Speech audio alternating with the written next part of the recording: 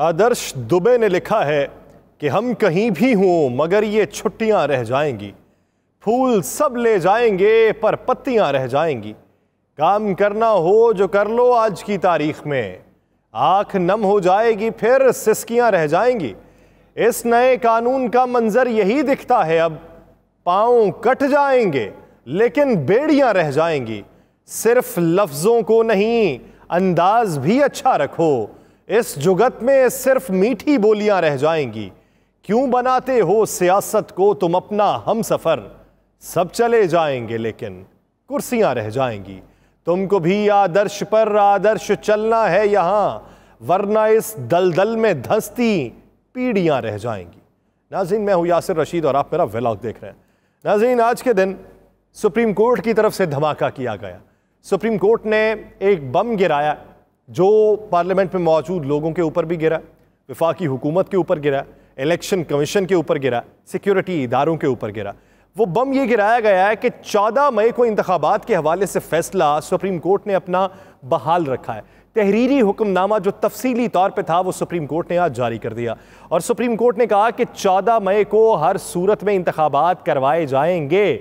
Supreme court का वो फैसला अपनी हैसियत में बरकरार है और सुप्रीम कोर्ट ने यह भी वाज़ेह किया कि सुप्रीम कोर्ट ने कोई हिदायत नहीं कर रखी कि तमाम जमातें जो हैं वो मुज़ाकरात के ज़रिए इस मामले का हल निकालें।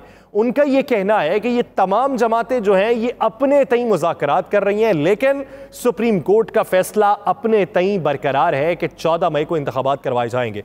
अब सवाल पैदा होता है कि इलेक्शन कमीशन ऑफ पाकिस्तान की जानिब से जो उज़र पेश किया गया था कि हमें तो फंड जारी नहीं किए गए, उसका क्या बनेगा?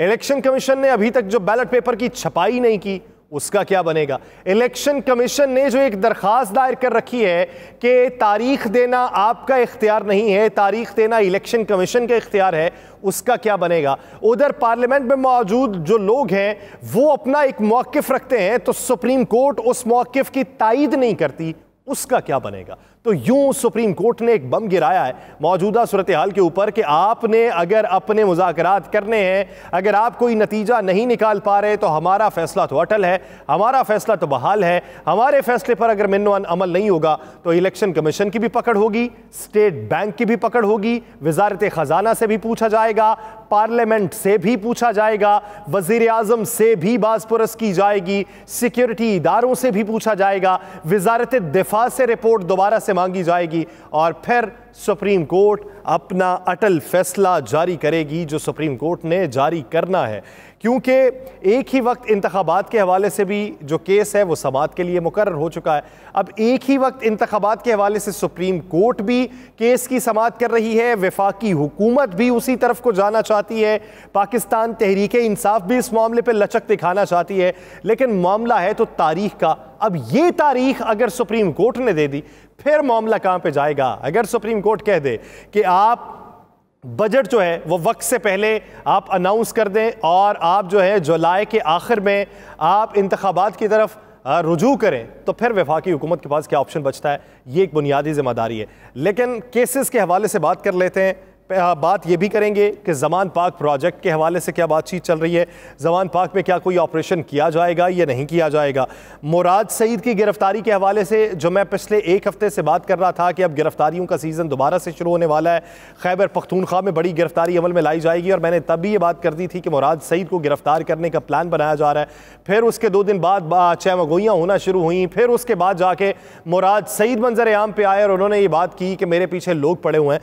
ये जो बातचीत चल रही है ये यूं ही नहीं चल रही। गिरफ्तारी का प्लान अगर बनाया जा रहा है तो उसके मुहर्रिकात क्या हैं उस पर बात की जाएगी। गंडापुर साहब को रिहा कर दिया गया, गंडापुर साहब के ऊपर क्या बीती है, उनकी रिहाई के बाद मुराद सईद की गिरफ्तारी के लिए क्यों रुजू किया जा रहा है, इसके ऊपर बिलखुसूस बात करनी है।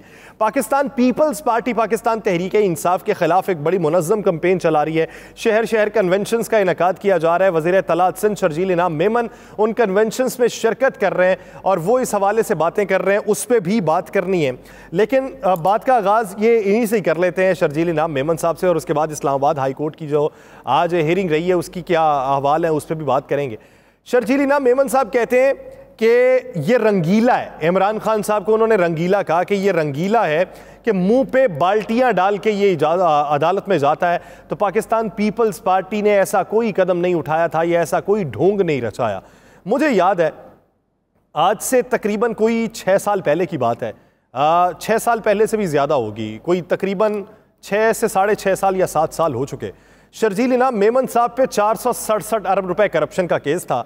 मैं उन दिनों पाकिस्तान के एक और निजी चैनल के ऊपर खबरें पढ़ा करता था। उस वक्त रात का वक्त था, खबर ये मंजर आम पे आई कि कोई डील शर्जील इनाम मेमन साहब की हो रही है और शर्जील इनाम मेमन साहब वतन वापस आएंगे। ये वतन से उस वक्त फरार थे, इन्हीं केसेस की वजह से वतन वापस आए। तो इन्होंने कबल अज़ गिरफ्तारी के लिए ज़मानत भी करवा रखी थी। वापस आए, नैब की टीम ने पकड़ लिया।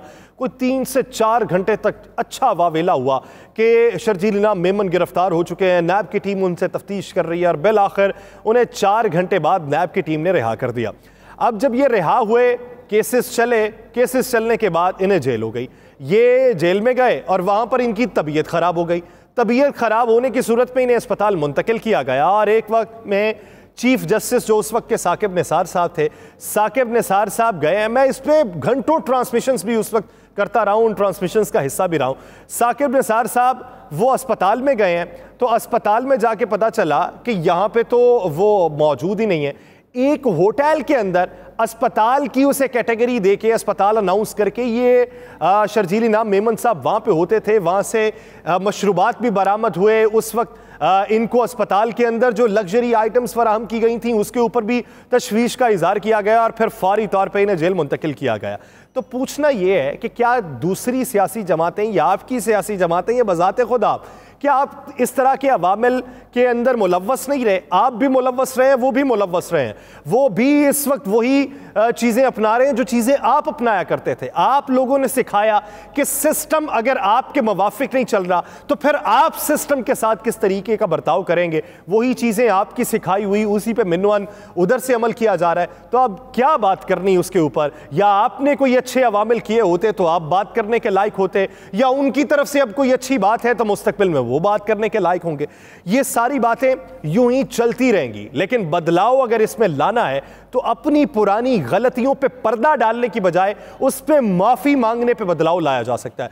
बात कर लेते हैं चीफ जस्टिस आमिर फारूक जो इस्लामाबाद हाई कोर्ट के हैं और जस्टिस मियां गुल हसन औरंगजेब पर मुश्तमिल 2 रुकनी बेंच ने आज समाअत की। मजमूई तौर पे 10 केसेस थे। कल कहा गया और वाज़ेह अल्फाज में कहा गया कि अगर पेश ना हुए इमरान खान साहब आज, तो ये तमाम जो केसेस हैं इनमें ज़मानतें मनसूख समझी जाएंगी। 9 केसेस हैं जिसमें से 7 केसेस जो हैं वो इकट्ठे थे, 2 केसेस अलग थे, 1 केस अलग था। 7 केसेस के हवाले से पहले समाअत हुई, फिर 2 केसेस के हवाले से समाअत हुई, फिर 1 केस जो इमरान खान साहब का अपना ही है, उन्होंने खुद दायर कर रखा है कि मजमूई तौर पे मुझे जितने केसेस हैं उसमें मुझे ज़मानत दी जाए। तो उस पर रजिस्ट्रार ऑफिस की तरफ से एतराज़ात लगाए गए थे, लेकिन बाद में वो एतराज़ात रिमूव कर दिए गए। पहले 2 केसेस में उनकी ज़मानत मंजूर हुई है, फिर 7 केसेस में हुई है। लेकिन दौरान समाअत इमरान खान के वकील ने कहा कि हम यहाँ पर तफ्तीशी अफसरान को बयान जमा करा देते हैं। चीफ जस्टिस ने अपने रिमार्क्स में कहा कि ऐसे नहीं, जाके तरीका कार के मुताबिक बयान कलम बंद आपको कराना होगा। वकील ने सिक्योरिटी से मुतल्लिक बात की कि सर इतनी सिक्योरिटी हमारे साथ है, हमें तो ये खदशा होता है ये हमें गिरफ्तार करना चाहते हैं। तो चीफ जस्टिस ने जवाब में कहा कि पहले आप कहते थे सिक्योरिटी नहीं है, अब कहते हैं कि ज़्यादा सिक्योरिटी। आपको सिक्योरिटी भी तो देनी है, ये इंतज़ामिया के इंतजामात है। अगर आप कहते हैं कि सिक्योरिटी ना दी जाए तो अभी मैं ऑर्डर कर देता हूँ, ऑर्डर कर देते हैं कि आइंदा समाअत पर सिक्योरिटी बिल्कुल ना लगाई जाए। अब एक ही वक्त में 2-2 बातें ना करें, ये सुप्रीम हाई कोर्ट के चीफ जस्टिस की तरफ से कहा गया। चीफ जस्टिस ने पीटीआई के फवाद चौधरी के मुसलसल बोलने पर सख्त नाराजगी का इजहार किया। एक तरफ जो वकील थे पीटीआई चेयरमैन के, वो अदालत के अंदर मौजूद थे, वो अपनी बातचीत रोस्टम के ऊपर खड़े कर रहे थे, लेकिन इसी दौरान ये पीटीआई के senior vice president Fawad Chaudhry साहब भी रोस्टम पे चले गए।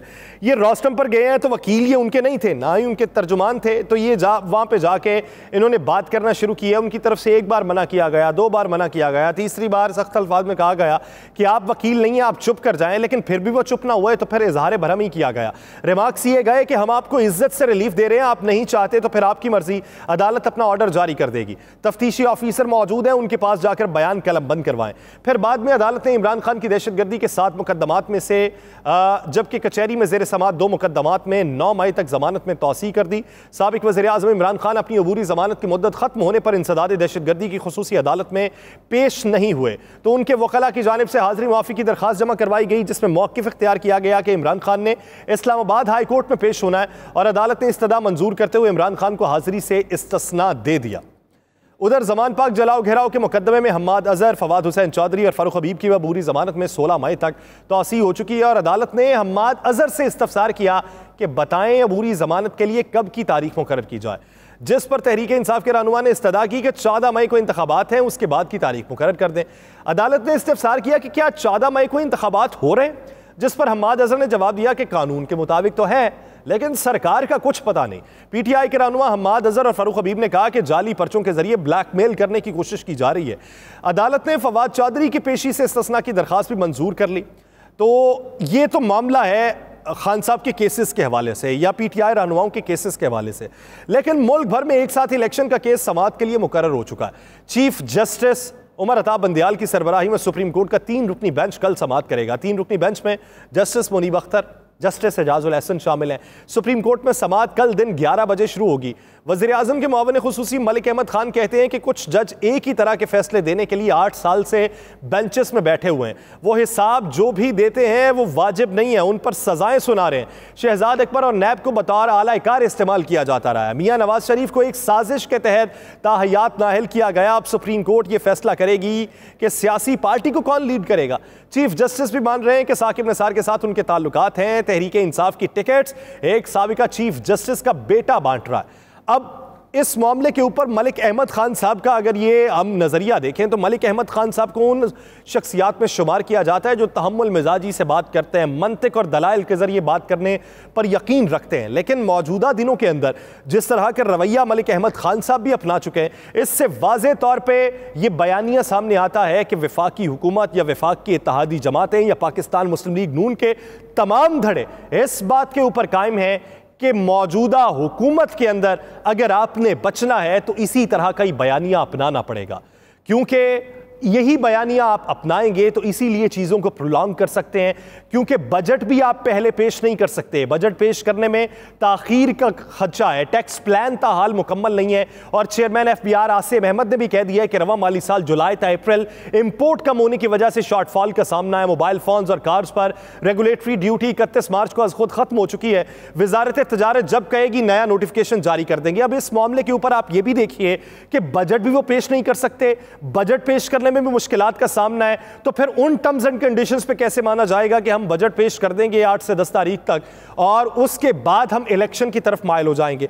इसीलिए प्लान ये बनाया जा रहा है कि गिरफ्तारियों के ऊपर ज्यादा तवज्जो दी जाए, इनके जो केसेस हैं उनको ज्यादा उजागर किया जाए, इनकी सियासत को कम करने के लिए, कदगल लगाने के लिए या इनके गिर्द घेरा तंग करने के लिए बयानिया ऐसा तश्कील दिया जाए कि ये कानून और आइन से राह फरार इख्तियार कर रहे हैं। इसी वजह से जिस तरह आपने देखा कि एडिशनल डीजी एंटी करप्शन जो है उन्होंने अदालत के हुक्म के ऊपर माफ़ी मांगी है कि उन्होंने गलत रेड किया अदालत के हुक्मनामे के बावजूद भी, इसी तरह का ये एक प्लान पाकिस्तान तहरीक इंसाफ के चेयरमैन इमरान खान को गिरफ्तारी के हवाले से भी सामना करना पड़ सकता है। इसी तरह के एक प्लान का उनकी गिरफ्तारी के लिए रुजू किया जाएगा। अदालत की तरफ से ज़मानत भी है, ज़मानतों के बावजूद भी उनके ऊपर जो केसेस हैं किसी न किसी केसेस को बुनियाद बना के उनके खिलाफ घेरा तंग करने की कोशिश की जाएगी और इसी असना में सिक्योरिटी फोर्सेस की मदद हासिल की जाएगी, दीगर इदारों की मदद हासिल करने के बाद ये ऑपरेशन किया जाएगा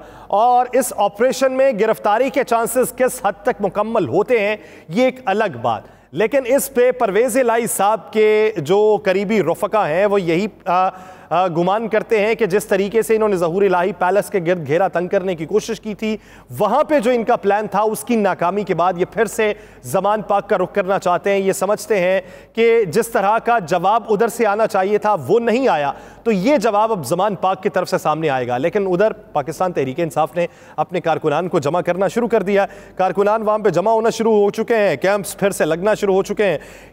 क्या अगर यही तरीका कार अपनाया जाता है तो वफाकी हुकूमत को इस बात का यकीन है कि पीटीआई की मकबूलियत को कम किया जा सकता है? क्योंकि एक तरफ चेयरमैन पीटीआई ने यह भी कह दिया है कि कुछ दिनों बाद जो रैली लाहौर से निकल रही है मैं उसकी क़यादत खुद करूंगा, लेकिन खान साहब को ये भी देखना होगा कि एक तरफ अदालतों के अंदर आप अपने टांग की सूजन के हवाले से मौक़िफ़ रखते हैं, तो दूसरी तरफ जब आप रैली की क़यादत करेंगे तो वहाँ पर मुकदमा भी कमज़ोर होगा।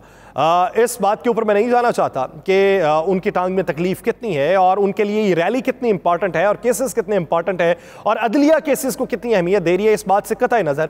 फिर भी आपने एक पॉइंट बनाना है, आपने एक नैरेटिव बनाना है, उस नैरेटिव में किसी न किसी तौर के ऊपर आपके गिरद घेरा तंग करने की कोशिश की जाएगी। लेकिन मौजूदा सूरत हाल में जहां पर ज़मान पाक के गिरद घेरा तंग करने की कोशिश की जा रही है, वहां पे मुराद सईद की गिरफ्तारी की हत्तल इम्कान कोशिश की जाएगी, क्योंकि उनके वारंट गिरफ्तारी भी जारी हो चुके हैं। एक तरफ उन्होंने गंडापुर साहब को जितना रगड़ना था रगड़ लिया, जितने केसेस बनाने थे बना लिए। अब मुराद सईद साहब की बारी है। मुराद सईद साहब के बाद पंजाब की 3 शख्सियात की बारी है, उनको फिर से इसी तरह रगड़ा जाएगा और पुराने एपिसोड जिस तरह शहबाज गिल के ऊपर चलाए गए थे, आजम सवाती के ऊपर चलाए गए थे या दीगर रहनुमाओं के ऊपर चलाए गए थे, उसी तरह के एपिसोड दोबारा से चलने वाले हैं, जो इस बात का वाज़े सबूत है कि हुक्मरान इत्तेहाद जो है इसमें ज़्यादातर पार्टीज जो हैं ये इलेक्शन की हामी नहीं है।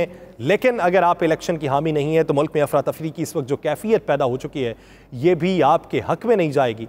इससे मुस्तकबिल में आपको ज़्यादा परेशानी का सामना करना पड़ेगा। उस परेशानी से बचने के लिए बेहतरी के इम्कान को रोशन कीजिए। मुझे दीजिए इजाज़त, अल्लाह निगहबान।